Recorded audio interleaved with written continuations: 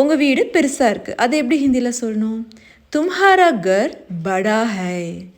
தும்ஹாரா உன்னுடைய, கர் வீடு, படானா பெருசு. தும்ஹாரா கர் படா ஹை. இது ரொம்ப பெருசாக இருக்குன்னா ஃபஸ்ட்டு யூஸ் பண்ண வேர்டு எதா? பஹுத் படா ஹை.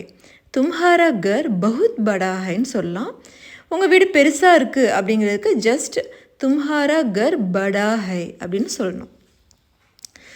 நெக்ஸ்ட்டு, உன் வீடு சின்னதாக இருக்குது. இது நீங்கள் வேறு எதுக்குனாலும் யூஸ் பண்ணிக்கலாம்.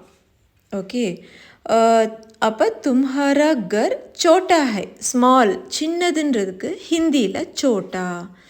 அப்போ தும்ஹாரா கர் சோட்டா ஹைன்றது நம்மளோட சின்னவங்க கிட்ட சொல்லும்போது சொல்லலாம். பெரியவங்களாக இருந்தால் ஆப்கா கர் சோட்டா ஹை. ஆப்கானா பெரிய, நம்மளோட பெரியவங்கள நம்ம மரியாதையாக கூப்பிடுற வார்த்தை. ஸோ ஆப்கா கர் சோட்டா ஹை, உங்களுடைய